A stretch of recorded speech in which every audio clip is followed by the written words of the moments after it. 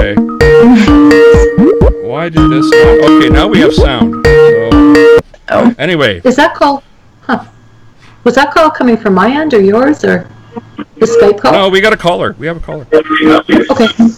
Go ahead. Who have we got? Who have we got? To let you know, this is Stephen. Hi, Stephen. Could you hear us, Stephen? No, they couldn't. It should have. Now we can. You just clicked something and it just clicked in. So yeah, I was just calling to let you know because I saw a very animated conversation there. Yeah. I was interested in the topic, but people are posting on Facebook and on here, and I didn't think you were getting it because you look like you're very engaged. So now I can hear your I was on a rant. I was on a rant. I can hear what you're actually talking about. Well, you have to rant again, Randy. Yeah, and my furnace was on, so I was muted, and I had stuff to say too, but it just finally turned off now, so... We should restart now. Yeah. Well, no, not restart, but I'll just go over. Did I miss something about the transgendered athletes? Yes. Well, yeah. My question was, and I don't know the answer to this, and if anyone knows the answer to this, are there rules for men that are transitioning to women in sports?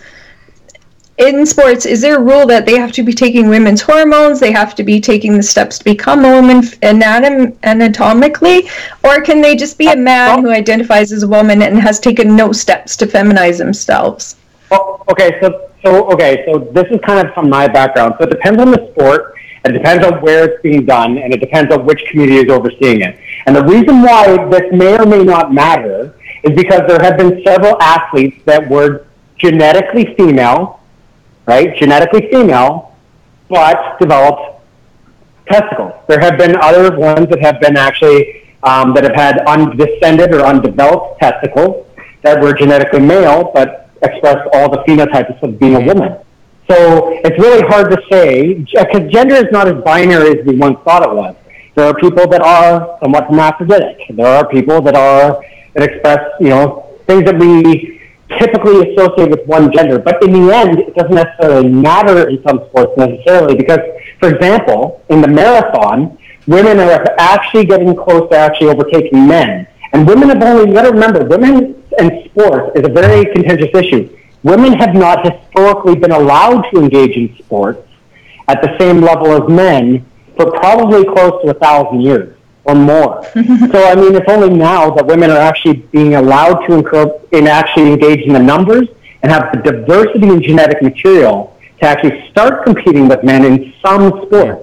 Like if you look at the CrossFit Championships, for example, if you watch the videos on Netflix about the CrossFit Championships, most of the women at the high level of the CrossFit champions would overcome most men in almost every sport in which they got actually some training. In fact, the women that actually do the CrossFit champion, which involves strength, speed, endurance, and stuff like that, some of the top women in that sport beat all the competitors except the top 3 males in that actual sport. And as far as doing every other thing that's the same as the men, they beat all the upper echelon except for the top 3. So, I mean, it's only now that women are even doing things like powerlifting and bodybuilding to the same extent. And it's but you can't tell me that they will ever match men in powerlifting.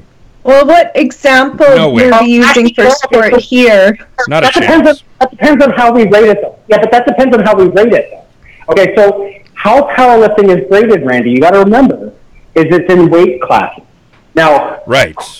Basically, muscle fiber doesn't, you can't identify a male muscle fiber from a female muscle fiber. It doesn't, there's no difference.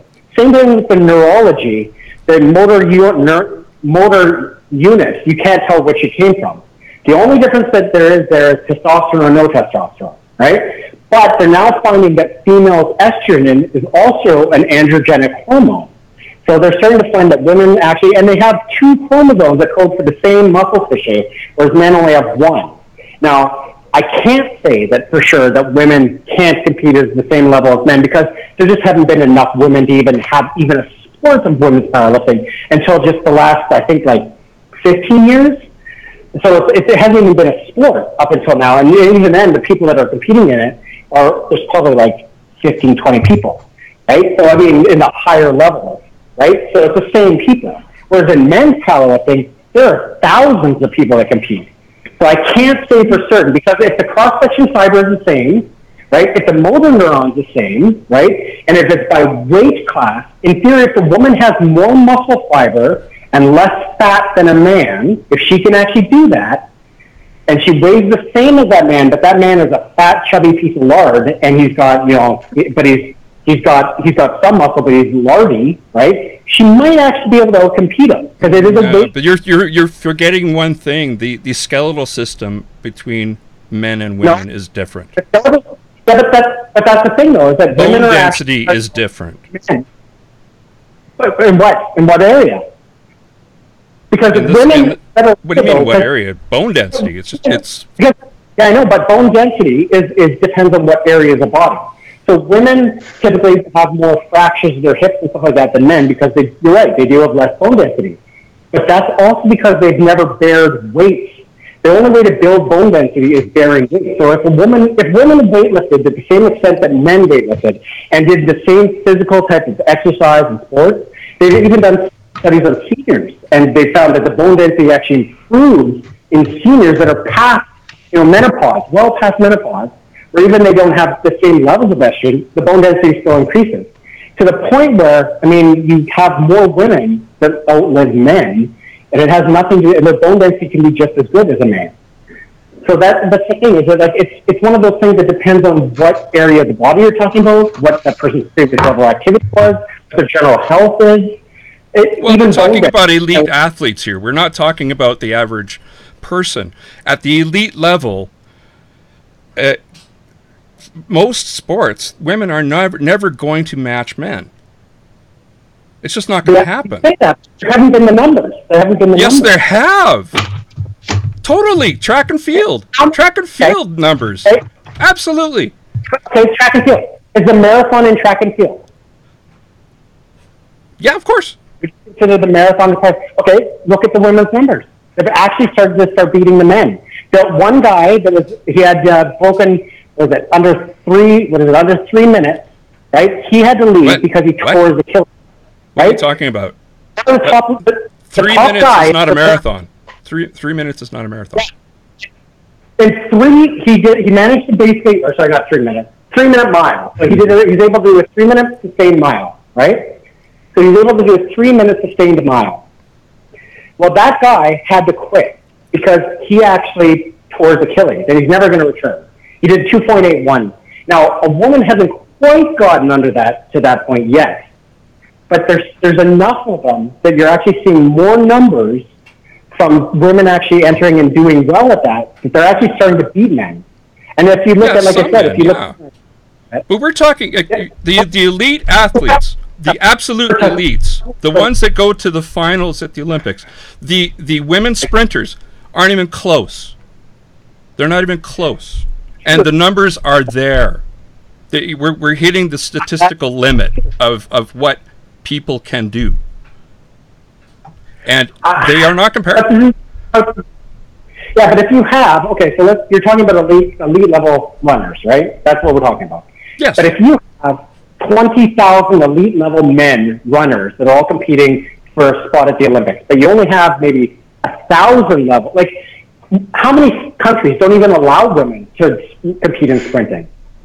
It's not even, how do I put this? Women haven't been allowed to compete at the same level, even now, let alone historically, as men in these things. There's just not even close to the same diversity in numbers going into them for women. Well, so you have I'm sorry, but that's not correct. Yes, there are countries that don't allow this, but in the West, they do.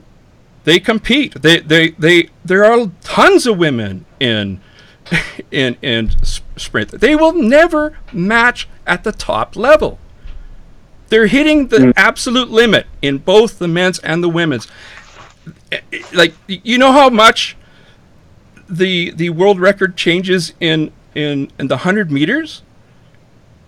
It changes in the hundredths of a second. We're at that limit, and that's both men and women. So we're at the limit there. And you can't tell me that Castor Semenya, who has abnormally high testosterone in the levels that are not legal, if you actually doped, it doesn't give her an advantage. She blows the competition away. Why? She has a musculoskeletal system that is more akin to a man's than it is to a woman's. I mean, this idea, I'll read this paragraph for you. But let's follow this argument all the way through. Let's say the floodgates do open. Let's say transgender athletes pour into women's sport. And let's say, despite the this is the amazing thing, the flimsy and poorly understood relationship between testosterone and elite performance. You've got to be kidding me. Anyway, they dominate everything they touch. They sweep up Grand Slam tennis titles and cycling world championships. They monopolize the Olympics. They fill our football and cricket and netball teams. Why would that be bad, really? Imagine the power of a trans child or teenager seeing a trans athlete on the top step of the Olympic podium. In a way, it would be inspiring. If they're competing as trans men, I could see that being correct. But if we're talking about the advantage of having a male frame is such a huge advantage in so many sports. I mean, if you look at Hannah Mounsey, who was a trans woman playing, I want to put up the picture. This is just... that was the example I was wondering about. Which sport is that again? Australian football. Australian rules football. Football. Look at the flea trying to pull down Hannah Mounsey. Yeah. You've got to be kidding me. Hannah Mounsey broke someone's leg on the field. It's not... I mean, but come on, that is pretty a biased example too, because I mean, I've worked with it seems to be of course. Somebody that's a competitive rugby player. She's under 5 foot tall, and she is one of the top champions. She's got like bronze in like the nationals, and yet she was competing against people that outweighed her by over 100 pounds. So I mean, like, Hannah Mounsey broke someone's leg. Yeah, but it depends. I broke somebody's leg, Randy, though, and I'm only 5'6". She's dangerous. Come on, man. Can you not see the problem here? It is visible. This is about 100% mass difference. And still runs faster than anybody else on the field. Am I muted? I'm not muted. May I speak? No. Yeah. Okay, Chris? thank you. So might not a good answer to this quandary be to develop weight categories and height categories, just like they do in football, right? Sure, why not? Well, you can't. Okay, then how would you make a team of short people? Well, if there's enough people that want to play, there could be, 3 teams with, or teams with 3 different categories or whatever, right? Reflecting,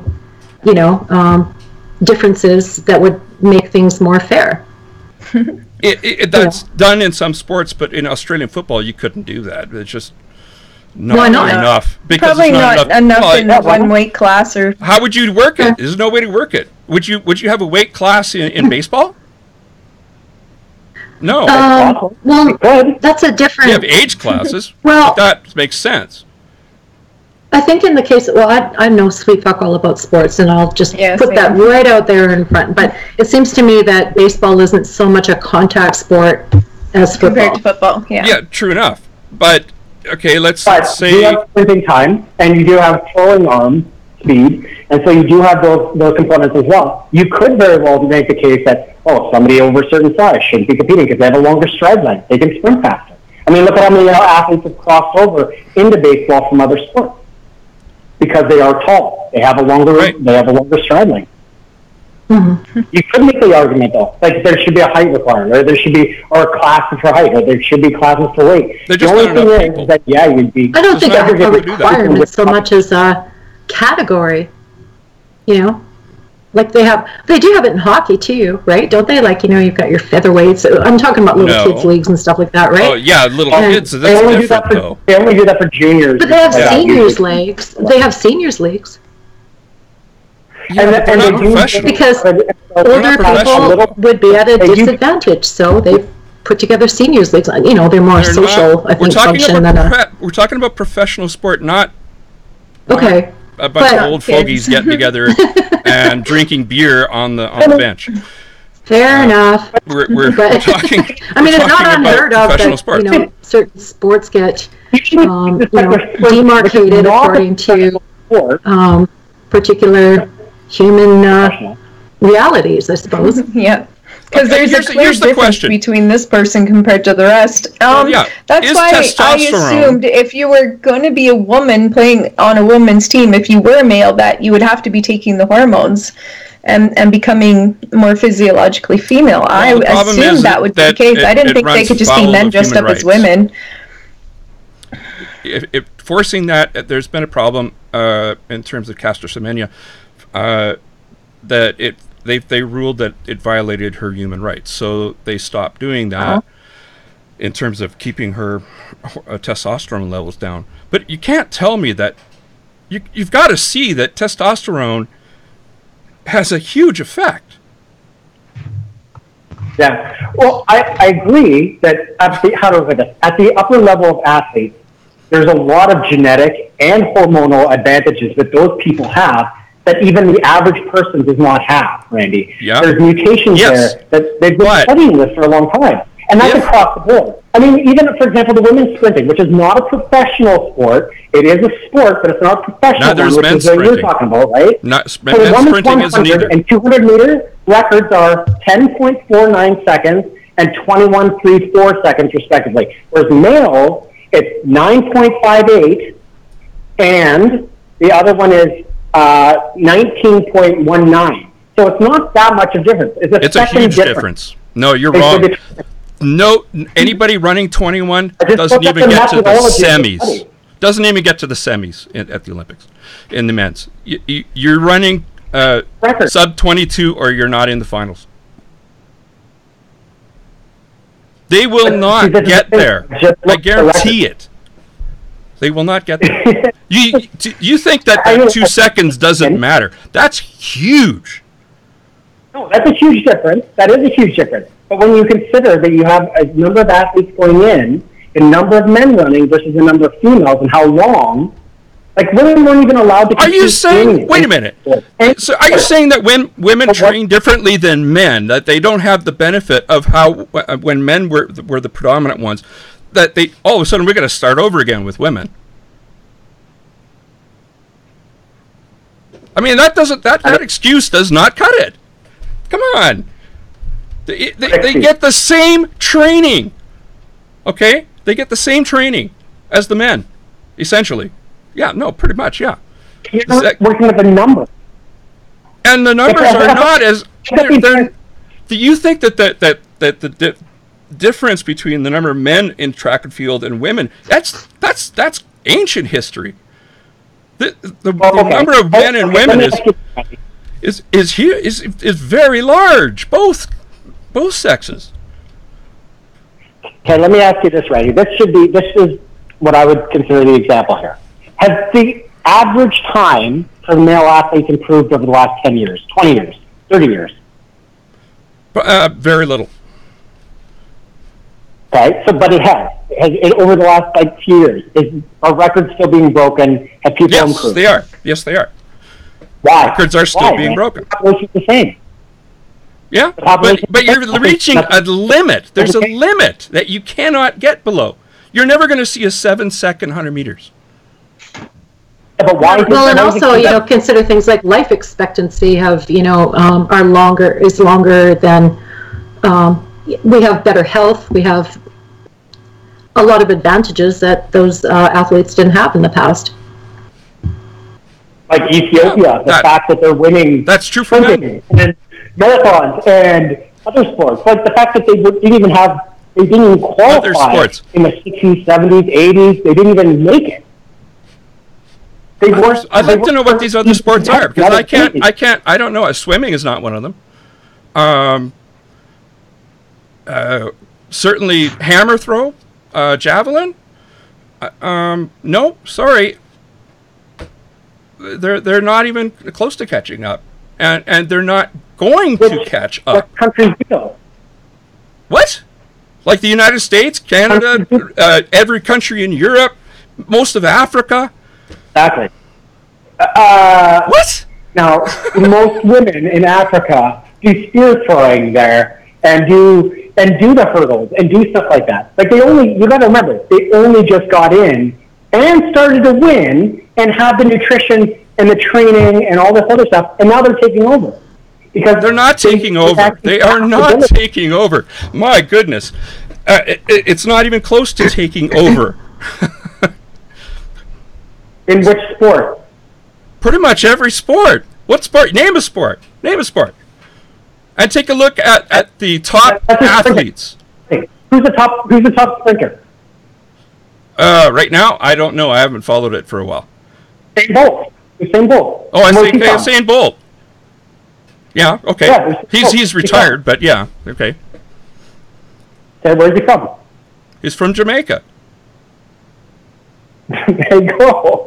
What is your point? What is your point? I don't understand what your point is. The point is that as the population, as more people get in, more people from those areas will win.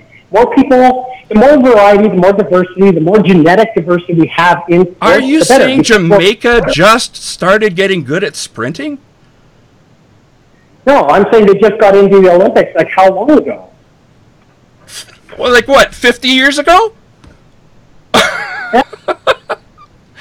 And there was this is an entirely new issue altogether, anyway. Yeah. They were good right from the get-go. Those African genes are fantastic for sprinting. There's been a lot of very. They've only got the nutrition since about in the last maybe 20 years. Well, that's true for men just as has it been for women. What's the difference? That's what I'm saying. Appealing to history isn't going to put us much forward in this conversation, right? He's appealing to history when we learned all that stuff and are applying that to women's training. Well, women have that advantage. We're getting far afield. Do you understand that having a male physique in a women's sport is an incredibly unfair advantage, right? Well, I could argue against that, something like gymnastics. This is actually my master's you're arguing with me about right now, my specialty. And we actually did study this. And we actually did study the motor neuron, and we actually did study how muscles are recruited and how they grow. And what I'm telling you, Randy, is you're wrong. Men have better leverage. Men have better leverage. It's part of their skeletal system. I don't care if they have more muscle mass. Men have more muscle mass. Okay? That you do see that, right? You know this. It depends on the man, and it depends on the woman. It depends on what your definition of those two things are, Randy. If you can't see that there's variety and diversity, even amongst genders... We're talking about elite athletes only here. Right? Yes, and Randy, I agree with you. But a human being is a human being. And is there variety in sex and gender? Yes. Yeah, right? Nobody's arguing there isn't. Where do you define a woman? Where do you define those things? Because those things vary. It's on a spectrum. Yeah, so what? So that means that there's no difference? Are you saying that means there's no difference? What I'm saying is that your definition can't just be cut and dry. It can't be black and white. My definition is a broken leg. Okay. I broke a leg. Does that make me a man or a woman? That doesn't tell you anything. Did you do it to yourself, or did you do it to someone else? Well, I have broken somebody else's leg kicking a soccer ball. Fine. So and you know what? And that is what she did to somebody else. You cannot tell me that there's that because there's a spectrum that all of a sudden there's no difference. Come on. There's two things about a bell curve. There's two things about a bell curve. One are the means and their spread. Are the means the same? Are there spread? Is there overlap? Of course there's overlap. But when we're talking about the elite level, there isn't much overlap. So at the elite level, you're saying that gender suddenly doesn't become relevant. I'm saying it's totally relevant. Okay. So why do we gender segregate sport? Why do we gender segregate sport? That's a good question. I don't know. Why do we? Oh, God. You've got to be kidding me. You've got to be kidding me. I think you should have either an anatomy physiologist or something like that on the show. Like, for example, like... no. I think we should have a sports medicine person on. Jennifer Clark at the University of Lethbridge, who's an anatomy physiologist and a competitive athlete, and she specializes in the training of athletes. Mm-hmm. And ask her why. Ask her why there's gender segregation. I can't... You've got to be kidding me. Have you ever watched a women's hockey game? Yes, I have. What would happen if they played the New York Rangers, the gold medal team? Okay. They would be destroyed. They would be destroyed. Last time when they actually did it doesn't matter. It doesn't matter what rules. It really doesn't matter. Because they had a game just recently and they lost. The men lost. The men are faster. They shoot harder. Wow. But the men lost in the last one. Wow. I'm just blown away here. Well, we're also talking about statistical averages too, right? To be fair, we're talking about elite athletes, but we're talking about elite athletes. We're mixing up two differing arguments. I'm talking purely about the elite athletes, and the elite athletes, women sprinters, will not ever match the elite men's sprinters. That doesn't mean that they won't beat some of them. The exception, right? And that would be an elite athlete. Yeah. Their world records will not. They don't fall within the statistical norms, let's say, right? We're talking about exceptions here. We're talking about, elite athletes here, right? So appealing to you realize to statistics and trying to apply it to somebody that's way outside that range also isn't helpful. Here's the other thing. Trans women are vastly more successful than trans men. True or false? At what? Sport. It doesn't matter what sport. To be honest, I actually don't know. I don't think we've collected that data yet. By far, I'm not sure. By far, it is the trans women that they blow away their competition. Do you think that might have something to do with their physiology? Oh no, I haven't looked at the sample size. It's already statistically impossible to be accidental. Come on. Randy, I simply don't know because I don't think that data is out there, is it? Well, I'm sure it's starting to come in. All these cyclists, female to male, trans women that are winning cycling competitions, I'm just looking at one right here. There's some transgender sprinters finish first and second at Connecticut Girls Indoor Track Championships. Shock and surprise. What's that? Where are all the trans men that win? Well, that's what I'm asking about. We certainly don't have any. We don't hear much about that, do we? Exactly. The reason you don't hear about it is because they don't.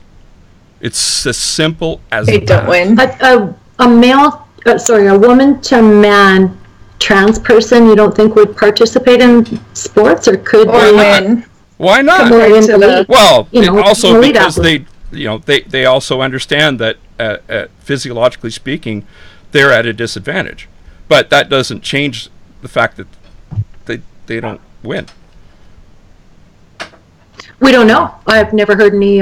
Exactly. And you I don't know if it happened. Nobody's studied this, to be honest, right? I don't know either because, we studied this. At least as my knowledge. And I either wasn't paying attention to that point or, to be honest, I just don't remember that stat. But, the thing is, and it's not a really large number, to be honest. So I can't say. I really don't know. Right. I mean, we look at the anatomy, we look at the physiology, we looked at how they recruit muscle, we looked at the cross-sectional fiber, we did muscle biopsies, we did all these different things. And to be honest, a man's cells and a woman's cells look pretty much exactly the same.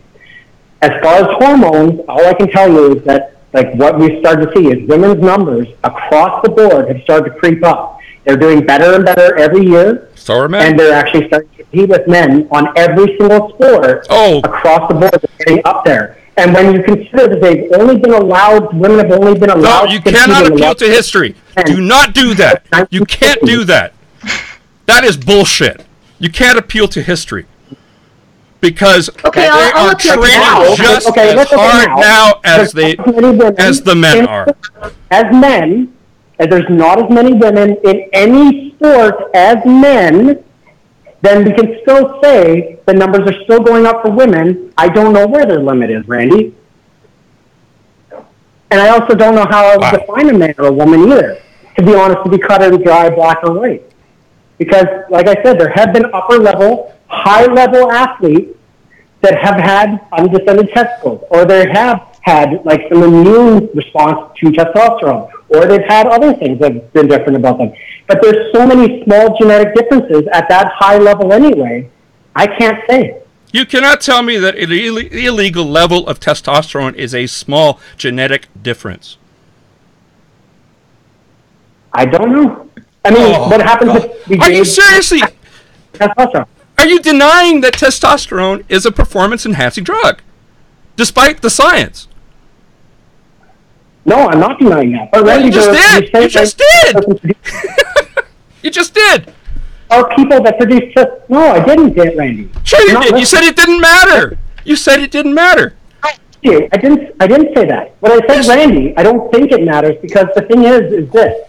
There are women that do produce testosterone. There are men that do produce estrogen. In fact, all men pretty much produce estrogen. And how many of them are elite athletes? Friday. How many are elite athletes? Guess what? The ones that are producing testosterone are the elite athletes. Yes, and there's people that make different types of hemoglobin as well. But Randy, should we make it so that everybody takes that, or should we ban those people? Yes! Yes! Of course! Because if it's illegal to dope to that level, why is it okay if it's natural? What is the difference between a naturally occurring testosterone molecule and the action of an injected one? What is the difference between the action? Well, the one is cheating and the other one isn't. I said action, not morality. What is the difference in the action of a testosterone molecule that's injected versus one that is naturally produced? Nothing except for the regulation. Exactly.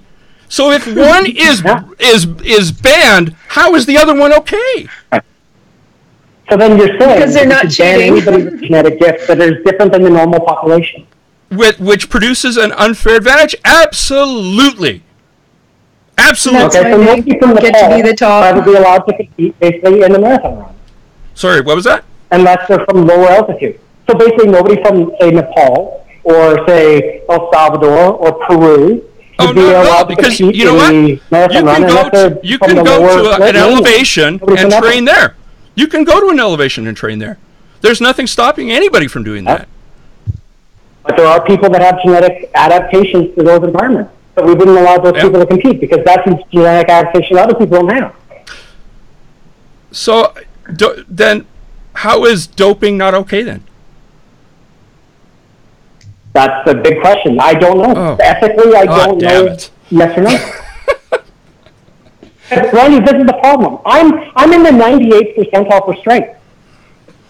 And I don't really have to do much to do it. Twyla's actually seen me lift like 240 pounds several times over just the other day. I can't help that. Now, should I be banned from doing any sort of bodybuilding or weightlifting? No, because you're not using an illegal substance. But I do, Randy. I've competed as an elite level athlete. No. You didn't hear me.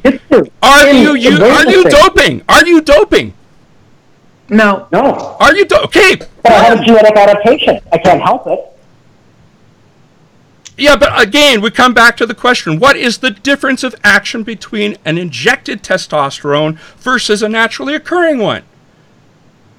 That's the thing with sports. If you have it naturally, then so you if get to one win. is okay and the other's not, that's inconsistent, right? You see that? Well, that's the way it's always been. So let's if you can do it naturally, you get to win. If you can't, then you don't. But I mean, then you're crossing the line of natural versus unnatural when it comes to transgender. Advantages, and there's having things that no one else can obtain except by doing it illegally. Yeah, and that's where we're starting to find with this transgender issue, because now, they have it naturally, but they're not, like the point is they're not physiologically women, though. So that's why I was confused. I thought they would have to be taking the women's hormones. I thought they would have to be transitioning to women before they could compete as a woman. Sure, and if they're not, then they definitely have an advantage, I think. So of course they do. Until women start really training, that's where these lines are crossed. They're never going to be equal to Hannah Mouncey's musculature, her skeletal system. It's not going to happen. Except unless they're an absolute mutant. The amount of women that will be naturally at her level are going to be a lot less than men. When she was tested, like all the potential candidates for the women's AFL draft have to go through these. How fast can you run to 60? She blew everybody away in terms of strength, speed, and agility. Mm-hmm. Shock and surprise. But you're saying that's just a quirk. Well, considering seriously? Okay, her numbers are good, but when you consider her numbers, they weren't good. Somebody like Brooke Ent. When you consider her numbers compared to somebody like Brooke Ent, right, or Sarah Sigmunter, right, her numbers are crap. And those are women. They're women. They're CrossFit champions, yes. They're the upper level, but I mean, compared to them, you look at how fast they run, how much they lift, how strong they are, their endurance. Her numbers aren't that good compared to them. I mean, you look at any of the top level CrossFit champions that are women, and they blow those numbers out of the water, and they're all women. CrossFit. So one transgendered man whose numbers are good. So history doesn't matter. Really good. History doesn't matter. You compare them to actual women. What are you talking about? I'm talking about the women right now that are CrossFit champions. I know. But you've been appealing to history. Now you say, history is nothing. Let's go back in history and look at history about my history. Let's just talk about right now. So the women CrossFit champions, who are champions right now, their numbers, and their women, are better than like this transgendered person's numbers. Oh my goodness. As far as speed, the sprint times, how much weight they lift, everything. Fine. But then... So, I mean, even if you're looking at them... Yeah, you found one sport, maybe. And I don't even know about that. But let's look at women's powerlifting. Let's look at the women's sprinters and see what their sprint time is compared to her numbers. Let's look at... I mean, you could look at any component that goes into that one sport.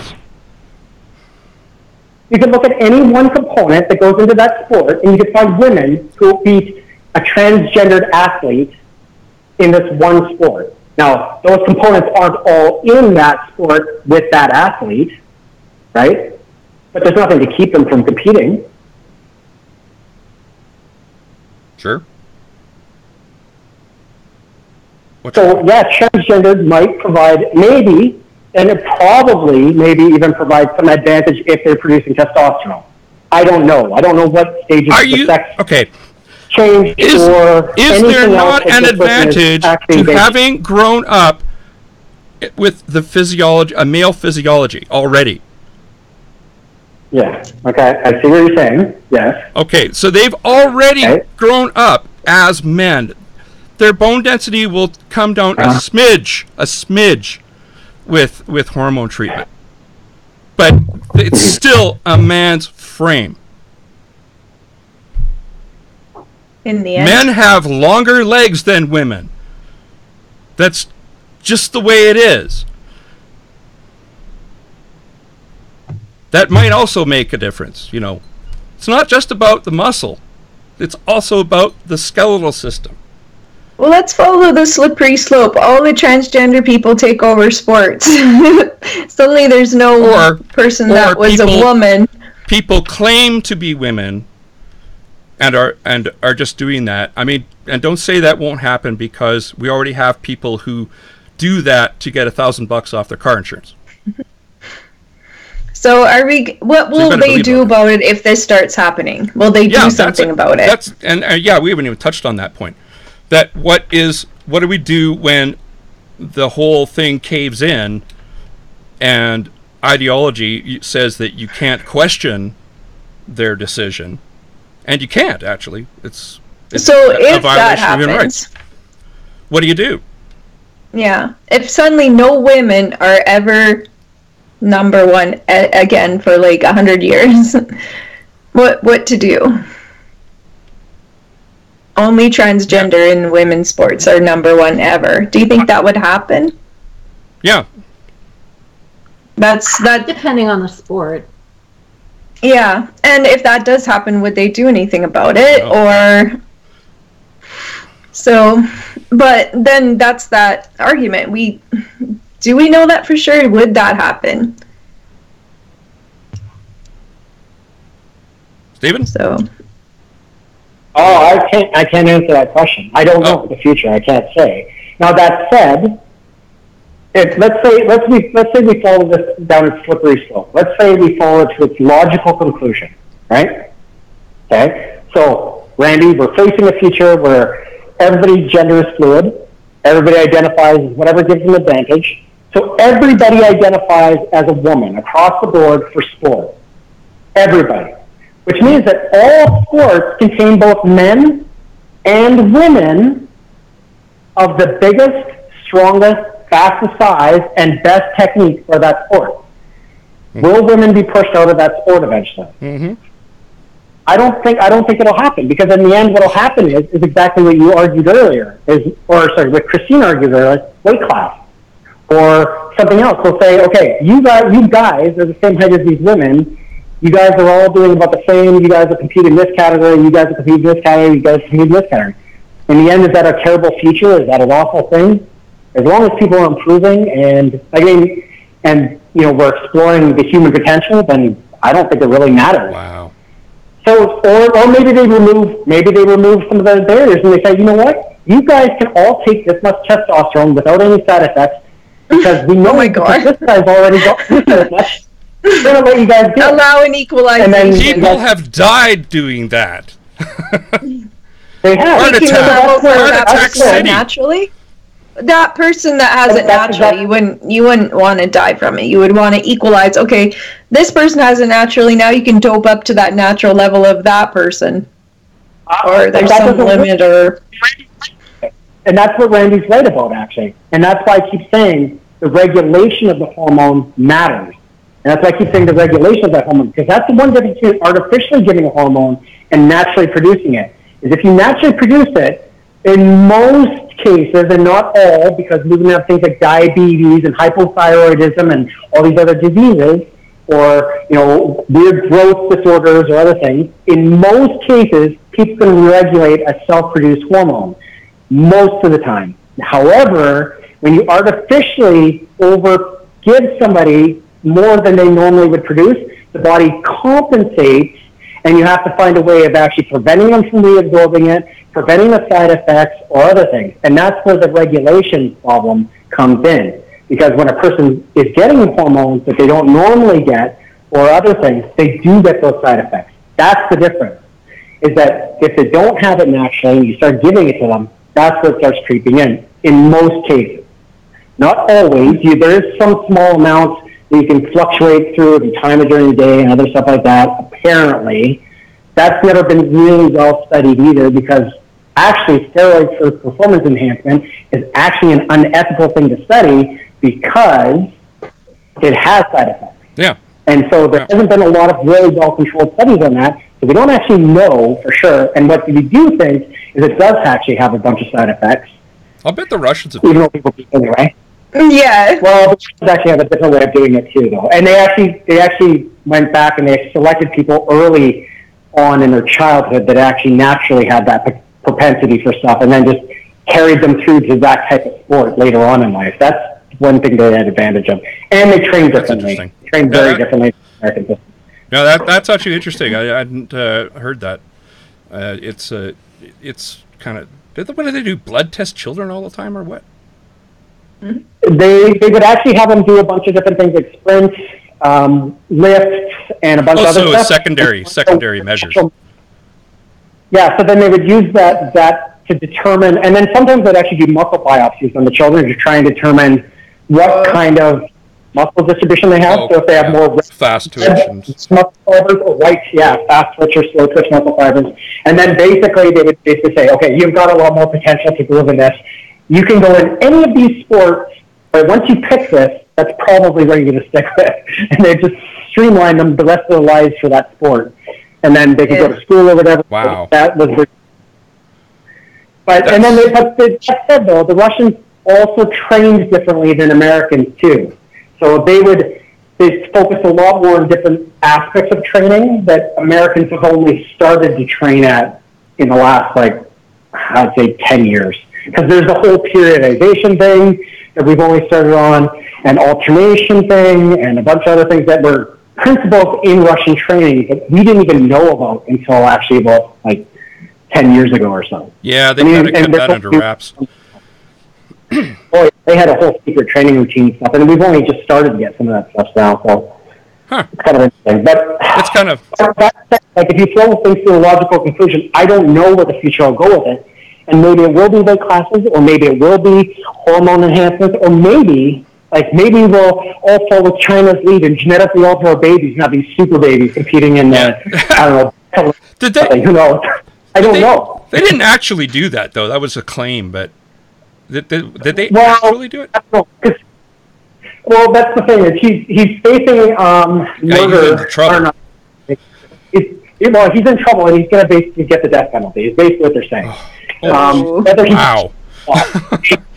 And apparently the genes that he altered to actually increase their immunity to AIDS actually was not actually for that. It was a side effect because he's actually trying to increase intelligence. And there's the same genes that happen to influence the HIV resistance and AIDS resistance. Is that the chemokine receptors? Yeah, something like that. It was either guanine or chemokine or something like that. I think it's chemokine. The receptors.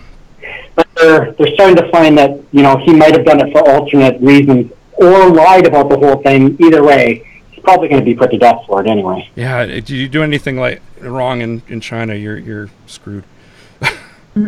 Oh, it's the media. He went to the media and said it without their permission. Yeah, wow. Well, I guess he figured the fame was worth it. Yeah, well, I mean, we can't divine motives. Who knows what he was thinking? It's a violation. I mean, there are international treaties on human cloning. I think that's probably where. I don't think China actually signed them. I think they were one of the. That wouldn't surprise me. That wouldn't surprise me. They opted out because there was something that they said about it. It's something to do with their